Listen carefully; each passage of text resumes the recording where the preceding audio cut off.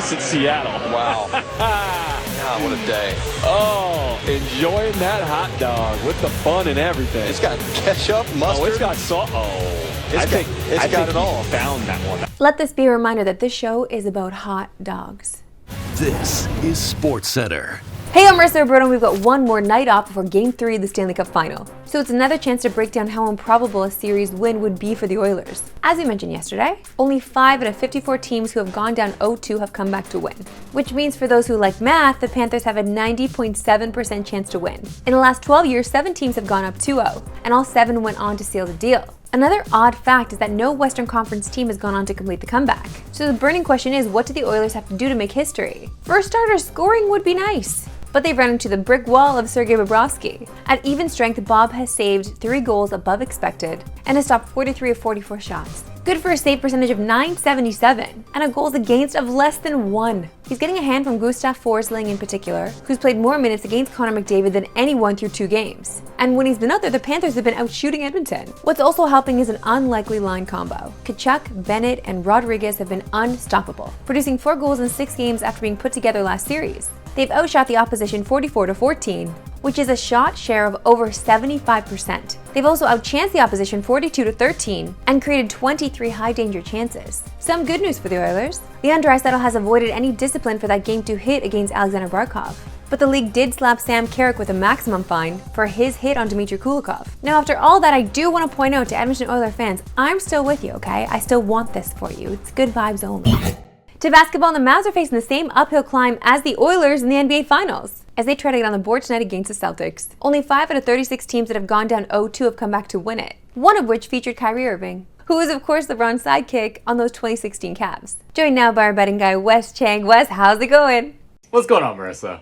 Jason Tatum opened as the favorite for Finals MVP, but a couple of poor shooting games have opened the door slightly for some of his teammates. So Wes, does Jaylen Brown or Drew Holiday stand a chance here? Those two definitely deserve to be in the conversation. They've been great on both ends of the floor. That's why they're getting so much buzz in the media.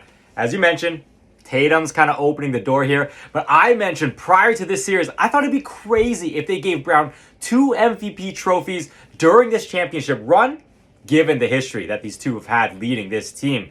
That being said, if the series does end up on the shorter side, I think Brown's been outplaying Tatum thus far, and I think he'd have a better chance of winning MVP. If this thing does stretch out to 6 or 7 games, then I think the odds will lean in Tatum's favor.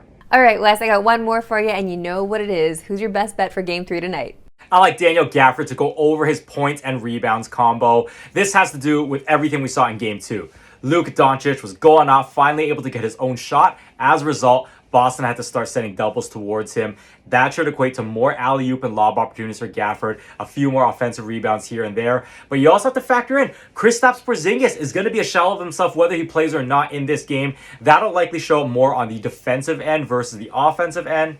And then Gafford's teammates, Kleba, Lively, both of them have been subpar during this series, and I think that means more minutes for Daniel Gafford, their starting center. Thanks, Wes. A pleasure, as always. Thanks for having me. You can catch Game 3 of the NBA Finals tonight on TSN. Coverage begins at 7:30 Eastern, 4:30 Pacific. And be sure to head to TSN's YouTube for the Game 3 watch-along powered by FanDuel. So basically what we're talking about here is a dual-screen experience. You know I love those where you're watching the finals on your TV and then you have your computer open or your phone open to discuss and place possible bets with the boys. It's a vibe.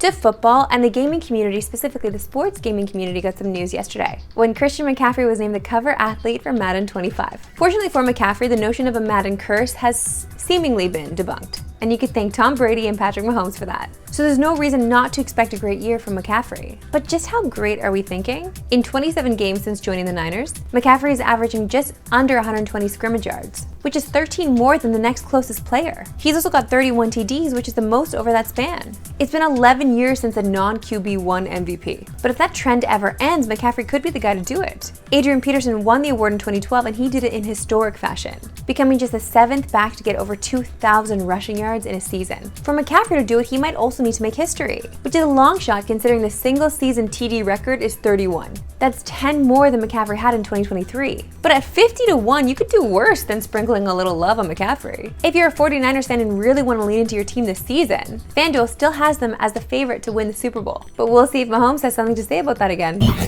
And now to address yesterday's shocking news in the world of competitive eating. We found out that Joey Chestnut is banned from this year's 4th of July hot dog eating competition due to a conflicting sponsorship. This is essentially LeBron getting blacklisted by the NBA or Patrick Mahomes by the NFL. Chestnut has won this thing 16 times in the last 17 years. He's a legend. And he broke his own record by downing 76 hot dogs in 2021. If you're familiar with Chestnut's game, you know he's not a one-trick pony.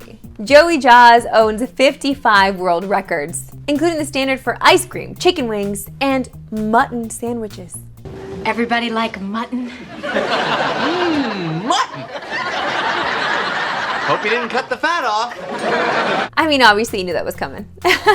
Rest assured, Chestnut confirmed to his fans yesterday that he is not done, advising them to stay hungry. The thing is, I did meet Joey Chestnut just this past Super Bowl. He was giving advice on how to win an eating competition. This guy's a legend. I don't like how he's been treated in this situation. I don't think that's fair. Well, like, who cares? He needs to make money. How much money can one be made at eating competitions? Okay, he needs a sponsor on the side. This is unfair treatment to the king, and I don't stand for it.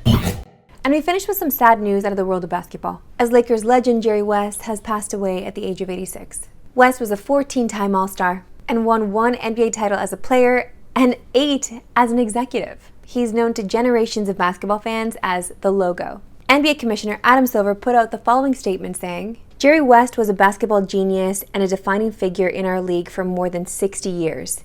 He distinguished himself not only as an NBA champion and an All-Star in all 14 of his playing seasons, but also as a consummate competitor who embraced the biggest moments. He was the league's first Finals MVP and made rising to the occasion his signature quality, earning him the nickname Mr. Clutch." All of our love goes out to his family and friends. That's all for the show today. We'll see you tomorrow, 3 Eastern, noon Pacific.